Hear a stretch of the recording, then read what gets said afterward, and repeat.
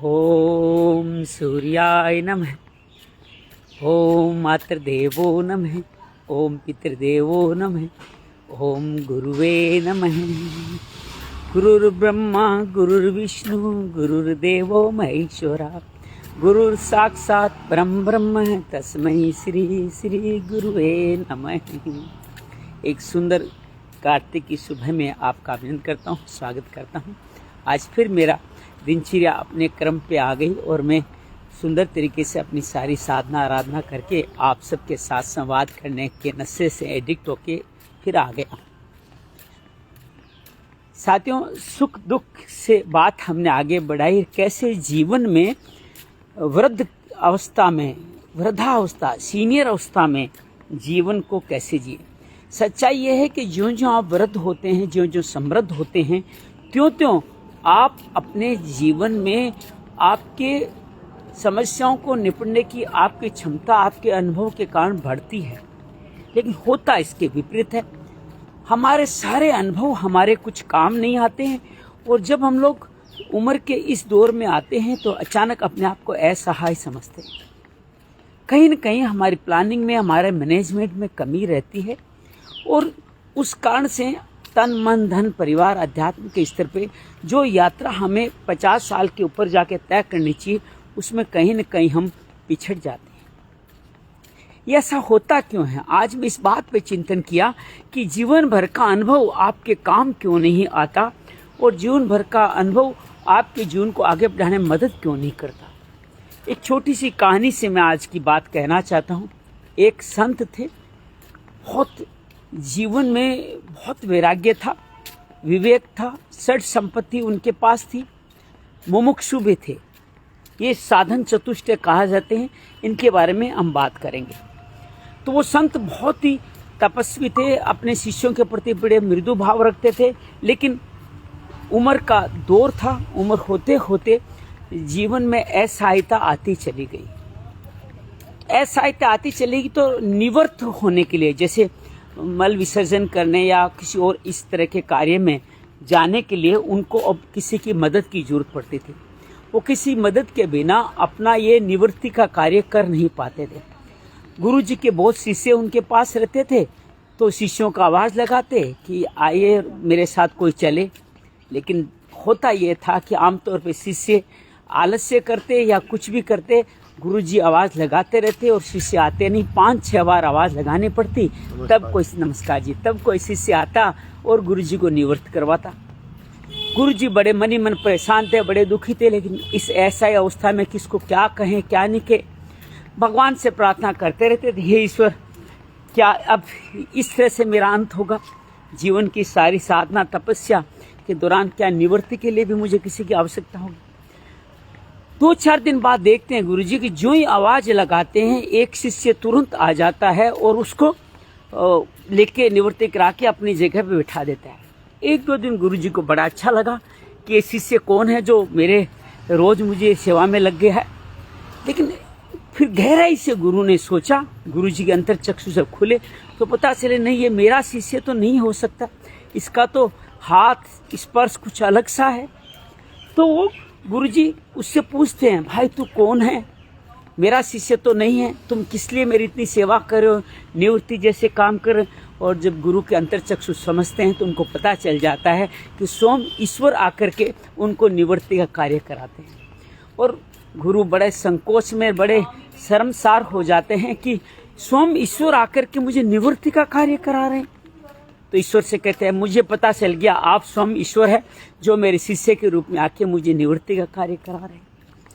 अब गुरु जो बहुत ज्ञान विवेक जागृत था, जैसे मैंने कहा साधन चतुष्टय में निवास करते थे, जिसमें विवेक वैराग्य मोक्ष सत संपत्ति उनके पास थी। तो भगवान से पूछते हैं, हे भगवान, आप मुझे रोज निवृत्ति कराने आते हो, तो क्या ऐसा नहीं कि मेरे सारे कर्मों से आप मुक्ति दिला करके आप भी मुक्त मैं भी मुक्त, ऐसा कुछ हो जाए? भगवान मुस्कुरा के कहते हैं और कहते हैं कि जो तुम्हारे प्रारब्ध कर्म है, अर्थात पूर्व में जिसके कारण बंधन बना है, वो प्रारब्ध है। वो प्रारब्ध कर्म का भुगतान तो आपको करना ही होगा। अगर मैं चाहूँ तो मुक्ति मिल सकती, क्या मुझे कृपा नहीं कर सकते? कहाँ मैं कृपा कर सकता हूँ? तुम्हें इस प्रारब्ध से भी मुक्त कर सकता हूँ, लेकिन होगा क्या, ये प्रारब्ध फिर इस जन्म में से मुक्त हो जाओगे, लेकिन ये प्रारब्ध का अकाउंट क्लोज नहीं होगा, आपको अगले जन्म में फिर इसी प्रारब्ध को भुगतना होगा। तो आप बोलो क्या चाहते हो, इस जन्म में भुगतो या अगले जन्म में भुगतो? मैं चाहो तो ट्रांसफ़र कर सकता हूँ तुम्हारा अकाउंट अगले जन्म के लिए। गुरु को समझ में आ जाता है और जान जाता है कि प्रारब्ध कर्म को जीवन में भुगते बिना जीवन का आगे संचालन हो नहीं सकता। कहते हैं कि प्रारब्ध कर्म 3 तरह के होते हैं, एक जो मंद होते हैं, एक मध्यम, एक तीव्रतम। जो मंद होते हैं वो माता पिता की कृपा से शांत हो सकते हैं, गुरु कृपा से मध्यम साधना आराधना गुरु कृपा से करो तो मध्यम प्रारब्ध भी शांत हो सकते हैं। लेकिन जो तीव्रतम प्रारब्ध है उनको तो आपको भुगतना ही पड़ने वाला है। तो ये छोटी सी कहानी मैंने आपके लिए रखी कि प्रारब्ध, हम जीवन में जो भी कर्म कर रहे हैं, जैसे नारायण जी का स्वागत है, हम जैसा भी कार्य कर रहे हैं उस कार्य के दौरान हमारे को देखना होगा कि हमारे इसका क्या फल क्रिएट हो रहा है। अपना एक कदम भी रखो, एक मनसा वाचा एक शब्द भी निकालो तो आप देखो, अपना चिंतन करो, स्वाध्याय करो, क्या इसका कोई प्रारब्ध बन रहा है, क्या इसका कोई फल बन रहा है, क्या वो फल आपको भुगतना ही पड़ने वाला है। और विश्वास कीजिएगा, ज्यों ज्यों आप समृद्ध होते हो, समृद्ध होते चले जाते हो, त्यों त्यों ही आपके जीवन में प्रारब्ध का नियम और कड़ा होता चला जाता है। जैसे कोई पहली कक्षा के बच्चे को 1+1 पूछा जाता है तो A+A2+B2 आगे अलजेब्रा में, ज्योमेट्री में आगे पूछा जाएगा, और पाइथागोरस प्रमेय से लेकर आगे अलग अलग ज्यों ज्यों पढ़ेंगे गणित आपके लिए टफ होता चला जाता है। उसी तरह आप जीवन में ज्यों ज्यों मजबूती लाते हो, ज्यों ज्यों जीवन में आगे बढ़ते हो, त्यों त्यों आपकी गलतियाँ फिर अक्षम्य हो जाती है, आपको क्षमा नहीं करती और आपके जीवन का प्रारब्ध आपके साथ बना रहता है। आप कितने ही जीवन में सफलताएं पालो, आप जिस सामाजिक से कितनी ही सम्मान हासिल कर लो, अनेक संस्थाओं में अनेक ग्रंथ, अनेक गीता, अनेक भागवत कुछ भी पढ़ लो, लेकिन विश्वास कीजिएगा आपके कर्म का फल तो आपके जीवन का हिस्सा बनने ही वाला है। बल्कि अगर अपने शब्दों में कहूँ तो ज्यों ज्यों आप में ज्ञान आता है, ज्यों ज्यों आप नॉलेजेबल होते हैं, त्यों तो आपके नियम आपके लिए और कड़े होते चले जाते हैं। फिर आपके लिए कोई क्षमा नहीं होती, आपको हर हालत में अपने काम को सही तरह से करना ही होता है, क्योंकि बड़ी कक्षा में जो आ गए। तो फिर कैसे मुक्ति पाएं, कैसे आगे बढ़ें? इस उम्र के इस दौर में, 50 साल से ऊपर के दौर में, हमारे जीवन के प्रारब्ध संचित कर्म से कैसे हम मुक्ति पाएं, कैसे वर्तमान कर्म कुछ करें कि प्रारब्ध से मुक्ति हो जाए। तो हमारे शास्त्रों में से तो आदि गुरु शंकराचार्य ने साधन चतुष्टय की कल्पना की, जिनकी बार बार मैं आज बात कर रहा हूँ।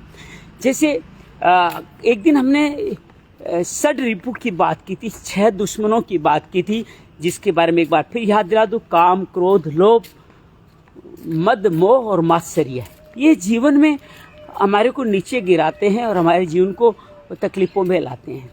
तो क्या इसके विपरीत भी कुछ है क्या जो हमारे जीवन को आगे बढ़ा दे? इस उम्र के इस दौर में आकर के क्या हम कुछ ऐसे साधन ढूंढ सकते हैं जिनसे हमारे जीवन में प्रारब्ध फल नहीं क्रिएट हो, या जो भी प्रारब्ध है उनको भी हम बहुत सहजता से उनका भुगतते हुए भी असहज नहीं हो, समभाव बना रहे, ऐसा कुछ कर सकते हैं क्या? नारायण जी का, जोशी जी का स्वागत है, जय श्री राम भैया, चंदन ठाकुर जी का भी स्वागत है, अभिनंदन। तो साधन चतुष्टय कहा गया जो श्री शंकराचार्य जी ने हमारे जीवन में दिए, ये साधन चतुष्टय है क्या? जो 50 से, मैं ये मेरी बात, वैसे तो हर व्यक्ति को हर उम्र में ही ये चीज़ें धारण करनी चाहिए, लेकिन मैं बात कर रहा हूँ मेरी उम्र के लोगों की, 50 से ऊपर के लोगों की, कि जीवन में साधन चतुष्टय कैसे हासिल करें। तो क्या है साधन चतुष्टय? आइए उन पर संक्षेप में बात करते हैं। पहला है विवेक, दूसरा है वैराग्य, तीसरा है षट संपत्ति और चौथा है मुमुक्षु। ये 4 साधन चतुष्टय कहे जाते हैं। विवेक का मतलब आप समझते हो, सद्बुद्धि। बुद्धि हम सब में होती है, जिसके आधार निर्णय लेते हैं, लेकिन आपके निर्णय सही हो, आपके निर्णय हमेशा ही कल्याणकारी हो, आपका निर्णय न केवल आपके लिए लाभदायक हो, बल्कि आप जिनके साथ रहते हैं उन सब का भी कल्याण हो, बल्कि आपके निर्णय ऐसे हो, आपकी बुद्धि ऐसी बात करे जिसमें आप अपना ही प्रॉफिट न देखें, अपना ही लाभ न देखें, बल्कि सबका सर्व कल्याण की भावना जब मन में आती है तो वो विवेक कहलाता है। और एक विवेक का और आध्यात्मिक बड़ा महत्व है। कहते हैं हमारा ये आज्ञा चक्र है, ये विवेक का स्थान है, सद्बुद्धि का स्थान है। और विवेक बुद्धि विवेक में बदलती है गुरु कृपा से। कहते हैं जीवन में यहाँ तक आकर के धन कमाना, नाम प्रतिष्ठा सब कुछ कमाना सहज है। और ये जब बल्कि योग करने वालों को जब योग अष्टांग योग करते हैं, यम नियम आसन प्रत्याहार धारणा ध्यान समाधि और ये सब कुछ करते हैं, तो जीवन में उनके बहुत सारी सिद्धियाँ, बहुत सारी नवनिधियाँ, संपदा अर्जित होती है। और ये इसको सामान्य भाषा में कह दो कि 50 साल की उम्र आते आते आपने जो भी संपत्ति अर्जित की है, चाहे वो धन के रूप में हो, चाहे मकान के रूप में हो, प्रतिष्ठा के रूप में, वो सारी संपत्तियां किसी न किसी आपके पूर्व जन्म के कर्म का फल होती है, आपके माता पिता का आशीर्वाद होती है, या आपके वर्तमान जीवन में किए गए बहुत ज़्यादा पुरुषार्थ का बहुत सुंदर मतलब होता है। लेकिन ये जो संपत्ति से जो मिला है, जो साधन मिले हैं, उन साधनों को, इन सिद्धियों का आप कैसे सदुपयोग करते हो, उस पर जीवन चलता है। इन साधनों का अहंकार कर लो, मैंने ये कमाया, मैंने ये कमाया, मैंने ये कमाया, तो निश्चित रूप से इन साधनों का हमारे लिए कल्याणकारी नहीं रह पाएंगे। और इन साधनों पे बिना अहंकार करे, इन साधनों को समाज और देश या अपने जीवन में सात्विक कार्यों में आप साधनों को समर्पित कर दे, बिना अहंकार के, बिना कर्ता भाव लिए हुए, बिना फल की इच्छा करे, तो ये साधन आपके लिए मुक्ति का रास्ता खोल देते हैं। तो अहंकार से मुक्ति का रास्ता खोलने का स्विच जो यहाँ पे है वो विवेक ही है। विवेक की तो आपको आप समझ जाते हैं जो मैंने अर्जित किया है वो मेरा नहीं है, वो मेरे पूर्व जन्म के प्रारब्ध का फल है, मेरे माता पिता का आशीर्वाद का फल है, मेरे गुरु आशीर्वाद का फल है। तो विवेक आप में वो सद्बुद्धि देता है कि आप इन चीज़ों को समझ पाएँ कि हम जीवन में जो भी पा रहे हैं वो विवेक शक्ति से मिला है। दूसरा है वैराग्य। वैराग्य का तात्पर्य है किसी भी चीज़ के राग में नहीं फंसना, न राग में न द्वेष में। कुछ मिला तो उसके प्रति राग, नहीं मिला तो द्वेष। जब इन दोनों से आप मुक्ति पा जाएं, जब आप तटस्थ हो जाएं, तो वो वैराग्य कहलाता है। ये शरीर के स्तर की बात है, ये स्तर की बात है मन बोलने से शरीर के स्तर की बात है, मन के स्तर की बात है, इन सब पे मिलके कार्य करती है। तो ये वैराग्य जीवन में हिस्सा कैसे बने? वैराग्य का तात्पर्य संन्यास नहीं है। वैराग्य का तात्पर्य है जीवन में जो भी साधन आपको और ज़्यादा कर्मों में लीन करते हैं, उन साधनों से आप मुक्त हो जाएं, आप परे हो जाएं, वो वैराग्य है। इंद्रियों का सबसे पहले सेंसेस की बात कर लें। इंद्रियों के तन्मात्राओं के कर्मों के द्वारा हम इन जीवन में बहुत सारा संस्कार इकट्ठे करते हैं। हर इंद्री का एक गंध है, रस है, रूप है। आपके जिस तरह का भी हम प्रयोग करते हैं वो हमारे नए हमारे डाटा को भरते रहते हैं, हमारी हार्ड ड्राइव को भरते रहते हैं, रोज नए कर्म बनाते रहते हैं। इन इंद्रियों को अंतर्मुखी कर दें, जो बाहर की तरफ जा रही है तो नए कर्म बनाने ही इंद्रियां अंतर्मुखी हो जाए तो वैराग्य की शुरुआत हो जाती है। तो वैराग्य बहुत अद्भुत है। इसको किसी भगवा वस्त्र या घर छोड़ने से नहीं माना जाना चाहिए, बल्कि मैं अगर अपनी नज़रिया आपके सामने रखूं तो मेरा मानना है कि संन्यास इसलिए लिया जाता है कि वैराग्य घर में निभता नहीं है। घर में चारों तरफ आपके आपके वैराग्य को तोड़ने की चीज़ें होती है। मैं शाम को भोजन नहीं करता, कल श्रीमती जी आई, देखो जी घर में ये बनाया, थोड़ा सा तो ले लो, थोड़ा सा तो ले लो। और कई बार उनकी मनमार मान जाते हैं तो बाद में तकलीफ होती है, दुख होता है, यार मैंने ये अपना जो भी संकल्प था उसको तोड़ा। तो ये घर में आपके परिवार में, समाज में रहते हुए आपकी तपस्या ज़्यादा कठिन है। जो ये तपस्या घर में रहते हुए नहीं कर पाते हैं वो ही संन्यास संसार छोड़ते हैं। हालांकि उनको ईश्वर गुरु का आदेश मिलता है तभी छोड़ पाते हैं, लेकिन बहुत सारे लोग भाग करके भी इस अपने संसार को छोड़ देते हैं। तो वो वैराग्य में वो बात नहीं। उससे अच्छा है गृहस्थ जीवन में रहते हुए आप राग द्वेष से मुक्त रह के वैराग्य में रहें, तो बहुत सुंदर तरीके से काम हो जाता है। तीसरा साधन चतुष्टय षड संपत्ति। ये 6 तरह की संपत्तियां हैं, वो अगर जीवन में आपकी आ जाती है तो आपके जीवन में बहुत बड़ा कल्याण हो जाता है। श्री रविशंकर जी से सबसे पहले मैंने षड संपत्ति के बारे में सुना और षड संपत्ति बड़ी अद्भुत है। क्या क्या है नाम देख लीजिए। 6 संपत्तियां जो हम सबके जीवन में होनी चाहिए। ये 6 संपत्तियों में अक्सर लोग पूछें तो क्या होना चाहिए? बड़ा मकान होना चाहिए, बड़ी कार होनी चाहिए, बड़ा व्यापार होना चाहिए, बड़ी दुकान होनी चाहिए, सामाजिक प्रतिष्ठा होनी चाहिए और मेरे आज्ञाकारी, मेरे आदेश चलने वाले बच्चे होने चाहिए। स्वस्थ शरीर भी इसमें अंदर काउंट कर सकते हो। लेकिन सच्चाई ये है कि आध्यात्मिक स्तर पर जो कहते हैं वो षड संपत्ति क्या है? वो षड संपत्ति जीवन का हिस्सा है। उसमें पहली है सम, दूसरी है दम, तीसरी है तितिक्षा, चौथी है उपरति, 5वीं श्रद्धा और 6ठी है समाधान। जीवन में जिनके पास ये 6 धन हैं, जीवन में विश्वास कीजिएगा उनके प्रारब्ध हो या आने वाले कर्म हो, शुद्ध होते ही चले जाते हैं, उनकी जीवन में मुक्ति मिलती ही चली जाती है। तो मैं बात कर रहा था जो मेरी उम्र के लोग हैं वो जीवन को कैसे जिए। तो सम कहलाता है कि आप अपने जीवन में समता लाएं, अर्थात सुख में, दुख में, सभी में क्या आप समभाव में रह सकते हो? क्या समन कर सकते हो? क्या अर्थात अपने मन के विचारों का समन कर सकते हो, उनको रोक सकते हो, भटकने से, बोलने से, अलग अलग दिशाओं में जाने से समन कर सकते हो, मन का समन कर सकते हो। विचार भटके नहीं, आपका मन बार बार तो जाए नहीं, मन को खींच करके वापस अपने मुख्य मार्ग में ला पाएं। ये समन अपने जीवन का हिस्सा बना दें। एक तरह से कहते हो समन का तात्पर्य वर्तमान में रहना भी है। जब आप जीवन में वर्तमान में रहते हैं तो सम आपके जीवन में स्थापित हो जाता है। छोटे छोटे बच्चों को देखिएगा, हमेशा सम में स्थापित रहते हैं। उनका कोई भी बात कहें, कोई अच्छी लगे तो खिल के मुस्कुराते हैं, धन्यवाद देते हैं, 100% देते हैं, जीवन को जीते हैं, बिना परिणाम की चिंता के अपना कार्य करते हैं। विश्वास कीजिएगा वो है सम। ये सम हमारे जीवन में हो तो बहुत सुंदर तरीके से काम होता है। दमन थोड़ा बहुत वैराग्य से जुड़ा हुआ कहेंगे। इसमें है कोई मन बुद्धि से संतुष्ट, जो हमारी षष्ठेंद्रियां हैं उनको आप नियंत्रित करें। हमारा मन किसी चीज़ को बार बार उसी तरफ जाने को इच्छा करता है, हम जाने देते हैं बिना परिणाम की चिंता करें। मीठा डायबिटिक है, मीठा नहीं खाना है, लेकिन मीठा खाने की तरफ आप दौड़ पड़ते हैं, जाते रहते हैं, तो निश्चित रूप से आपने दमन में कहीं कहीं चूक कर दी। तो जीवन में इन मन पंचेंद्रियों से जीवा की बात करें, चाहे नासिका की बात करें, चाहे आंखों की बात करें, चाहे स्पर्श की बात करें या आप श्रवण की बात करें, बार बार इन विषयों में लीन होना, तो उन लीन होने से अपने आप को बचाना दमन है। इसको ब्रह्मचर्य से भी जोड़ के कह सकते हो, ब्रह्म के अनुसार आचरण करना।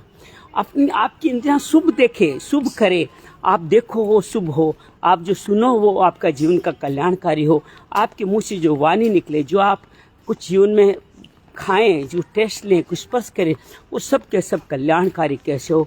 ये दम आपके जीवन में, इसको दम भी कह सकते, तेरे में कितना दम है आज देख लेता हूँ। तो दम यही है कि आप अपनी इंद्रियों को नियंत्रित कर सकते हो। इसमें मन भी कहीं न कहीं आ सकता है। सम का कुछ भाव दमन में भी है, तो दमन जीवन का बहुत बड़ा हिस्सा बन सकता है। आप कल्याण चाहते हैं तो इंद्रियों पर नियंत्रण हो तो जीवन बहुत आगे बढ़ता है। अमित जी का स्वागत है, बनवारी जी का स्वागत है, अभिनंदन है। तो हम लोग साधन चतुष्टय में षट संपत्ति की बात कर रहे थे, अभी हम सम दम की बात की। अब बात करते हैं उपरति की। उपरति किसे कहते हैं? शब्द कुछ नया हो सकता है, अजीब हो सकता है। साधारण शब्दों में कहूँ तो तृप्ति को ही उपरति कहते हैं। जीवन में जो कुछ भी मिला है उसके प्रति आपको लगे वाह ईश्वर ने बहुत दिया है, आपके मन में संतुष्टि आ जाए, तृप्ति आ जाए, मतलब सुख में और दुख में दोनों में आप उपरति हासिल करें, तृप्ति मन में भाव करें। जीवन में सब कुछ मिल गया है, मेरे जीवन में कोई कमी नहीं है, जिसको आज की मोटिवेशन की भाषा में एफर्मेटिव भी कह सकते हो। ये स्वीकार कर लेना मेरे जीवन में सब कुछ है, कोई कमी है ही नहीं, हमेशा मेरे पास ईश्वर की कृपा है, मेरे जीवन में सब कुछ उत्तम ही घट रहा है, अच्छा घट रहा है। ये संतुष्टि का भाव, ये संतोष का भाव, उपरति, तृप्ति का भाव, ये उपरति है। हर चीज़ से तृप्त हो जाओ, चाहे इंद्रियों के सुख की बात करें या मानसिक की बात करें या सामाजिक की बात करें या आध्यात्मिक की बात करें, सभी रीज में आप उपरति आ जाओ, इच्छाओं से पार पा जाओ। इच्छाएं अब बनती नहीं, इच्छाएं नई क्रिएट नहीं होती, तो उपरति का भाव उसके अंदर कहा जाता है। और तितिक्षा फिर जो सम्मा में थोड़ा कम स्तर पर बात किया, इसमें बड़े स्तर पर बात की जाए तितिक्षा के अंदर, जिसको समत्तम योग उच्चते से भी जोड़ के कह सकते हो कि जीवन में सुख दुख, यश अपयश, लाभ हानि, सभी में जब आप समभाव देखने लग जाएं, अर्थात लाभ है इट्स ओके, हानि है इट्स ओके, सुख है इट्स ओके, दुख वाह, दुख वाह, दुख में जो भाव कर सको तो ये कहलाती है आपकी जीवन की तितिक्षा। अर्थात आपकी जीवन की अपेक्षाएं आपका कुछ कर नहीं सकती, अपेक्षाओं से जब अतीत हो जाते हो, पार पा जाते हो, तो वो कहलाती है तितिक्षा। गहराई से और गंभीरता से बात कर लेंगे, दोनों शब्द नए हैं, तितिक्षा उपरति। और ये षड संपत्ति का 5वां हिस्सा है श्रद्धा। जीवन में हमने एक दिन आगे भी बात की, जीवन में कोई भी आपने संकल्प लिया है, उस संकल्प को ये मान लेना कि वो होने वाला है, ये विजन कर लेना, ये विजुलाइज कर लेना कि होने वाला है। श्रद्धा, एक कहानी आप अच्छी तरह जानते हो, बहुत सारे लोग गांव में बारिश नहीं हो रही थी तो किसी मंदिर में बारिश की प्रार्थना करने गए, लेकिन एक व्यक्ति ऐसा था जो सूखे में भी छाता लेके गया। अरे भाई, बारिश हो नहीं रही, हम तो प्रार्थना, तो छाता लेके जा रहे हैं। वो कहते हैं आप हम सब जब ये प्रार्थना करेंगे तो भगवान बारिश करने वाला है, तो मैं भीग नहीं जाऊं इसलिए छाता लेके जा रहा हूं। तो ये है श्रद्धा। श्रद्धा का बहुत सुंदर उदाहरण है कि आप जीवन में ये मान लें कि सब कुछ होने वाला है। मैं शांत स्वरूप आत्मा हूँ, शांति मेरा स्वभाव है, मैं संरक्षित हूँ, मेरा हर कार्य अपने आप हो रहा है, मैं समृद्ध हूँ। इस तरह के भाव मन में लाना श्रद्धा है। हर व्यक्ति विशेष के प्रति श्रद्धा, किसी के प्रति संशय नहीं होना श्रद्धा है। कहते हैं गुरु श्री रविशंकर जी कहते हैं 3 तरह के संशय होते हैं, अपने प्रति, गुरु के प्रति और विधि के प्रति। इन तीनों में हर साधक जो अपग्रेड होना चाहता है वो भी कहीं कहीं फंस जाता है, अपने सामर्थ्य के बारे में नहीं जानता, अपने गुरु के सामर्थ्य के बारे में नहीं जानता। गुरु जो विधि बता रहे हैं ये ऐसा नहीं होगा, ऐसा क्यों करा रहे हैं, ऐसे भी तो किया जा सकता है, इस तरह के संशय आते हैं। और इन संशयों से जब पार पाते हो तो श्रद्धा जगती है। और जब श्रद्धावान लभते ज्ञानम, जब श्रद्धा लगती है, जो विजुलाइजेशन में आ जाता है कि ये सब होने वाला है, हो रहा है, जिसके अंदर अश्रद्धा का कोई स्थान नहीं होता। कहते हैं भगवान कृष्ण, यज्ञ दान तप ये तभी जीवन में फलीभूत होते हैं जब श्रद्धा के साथ किए जाए। श्रद्धा नहीं तो ये सारे कर्म सिर्फ एक यंत्र चालित कर्म रह जाएंगे। कई बार तो इनके फल नकारात्मक भी हो जाते हैं अगर श्रद्धा नहीं है तो 5वीं षड संपत्ति है श्रद्धा और 6ठी है समाधान। श्रद्धा से ही समाधान शुरू होता है, जिसको प्राप्ति कह सकते हो। जो हमने एक दिन बात की थी कि गोल सेटिंग, बिलीफ और अचीव, तो इसके अंदर जो संप्राप्ति है वही समाधान है। जीवन में श्रद्धा रहती है तो समाधान जीवन में आता ही है। और जब आप ऐसे किसी गुरु, ऐसे व्यक्ति के पास मिलते हो जहाँ पे आप अपनी इस बात रखते हो और आपको तुरंत समाधान मिल जाता है, ऐसे व्यक्ति स्वयं तो समाधान पाते हैं, दूसरों को भी समाधान देते हैं। ऐसे व्यक्तियों को अपने जीवन का हिस्सा बनाइए, ऐसे लोगों के साथ अपना जीवन बिताइए, अपने आसपास ऐसे लोगों के साथ रहना शुरू कीजिए जिनके जीवन में श्रद्धा है और जो जीवन में समाधान पाते हैं, समाधान कर सकते हैं। मैं अक्सर कहता हूँ हम सबको अपने दोस्तों का एक विशेष ग्रुप बनाना चाहिए। माता पिता परिवार रिश्ते अपनी जगह, उनमें अलग तरह के संकोच होते हैं, अलग तरह के लिमिटेशंस होते हैं, लेकिन आपके ऐसे दोस्त होने चाहिए जिनके साथ आप कोई भी बात शेयर कर सके, उनसे समाधान भी पा सके। जो जिस लेवल का दोस्त है उस पे उस लेवल की, जैसे कोई व्यवसायिक समाधान दे सकता है, कोई पारिवारिक समाधान दे सकता है, कोई सामाजिक समाधान दे सकता है, कोई आध्यात्मिक समाधान दे सकता है, कोई शारीरिक समाधान दे सकता है, कोई आपके बाल बच्चों के साथ आपका जो संघर्ष चल रहा है उसमें मुक्ति का समाधान दे सकता है। आपके जीवन में आगे बढ़ने के लिए जो मार्ग चाहिए उसका समाधान दे। जैसे हम लोग आपसे वो बातें कर रहे हैं, ये भी उसी समाधान का हिस्सा है। आप रोज हमारे साथ जुड़ते हो, इन सब बातों को सुनते हो, विश्वास कीजिएगा आप जीवन में। नवीन धिंगड़ा जी भी जुड़े, जय गुरुदेव भैया, प्रणाम है। तो हम सब मिलकर समाधान को पा सकते हैं। तो समाधान जिसके पास होता है उसके पास जाकर के हमें वो गुरु तुल्य लगता है, उसके साथ पास जाके हम हल्के हो जाते हैं।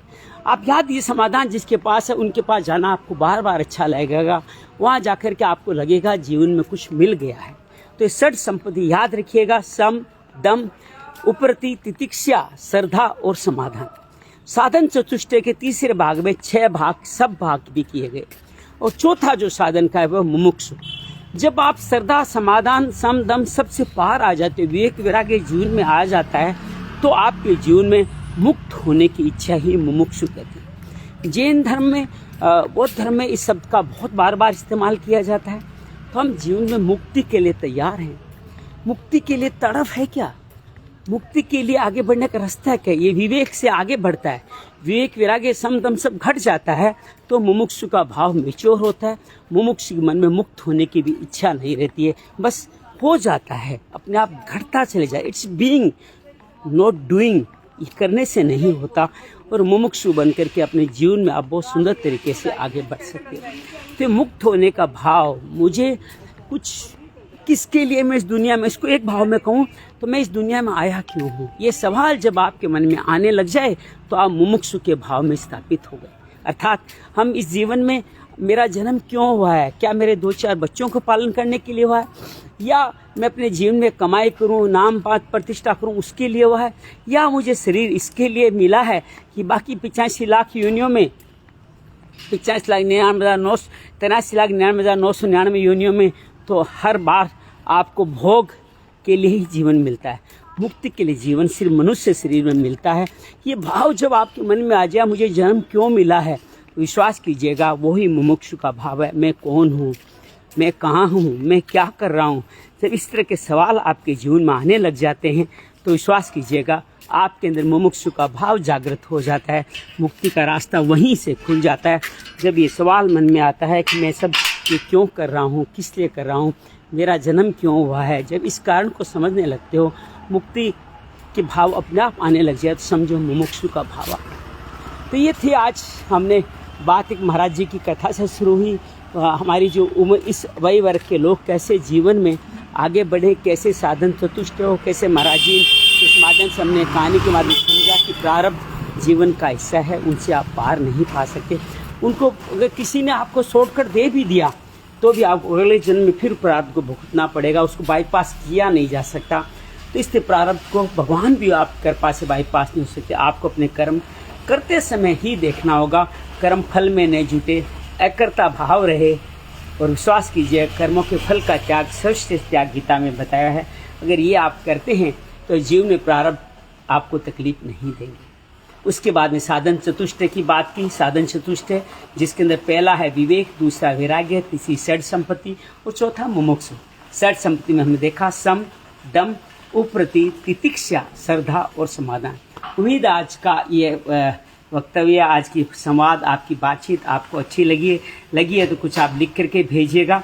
बनवारी जी को बड़ा अच्छा लगा। बनवारी जी आप बहुत सदपुरुष हैं और आपके मन में अगर ऐसे भाव आए हैं तो बहुत अच्छा है। इसको शेयर कीजिए, लोगों को बताइए, बार बार इसको पढ़ने लिखने की कोशिश कीजिएगा। जब आप ऐसा कुछ सीखने वाले लोग आते हैं तो मेरे मन में भी और जिज्ञासा जगती है कि मैं और कुछ कार्य करूं। विश्वास कीजिएगा आप आकर के मेरा कल्याण करते हैं, मैं आपका कर्तव्य हूं। बस इस तरह संवाद चलता रहे, यही गुरु से, भगवान से, श्री हनुमान जी से प्रार्थना करता हूं और विदा लेता हूं। मंगल हो, मंगल हो, मंगल हो।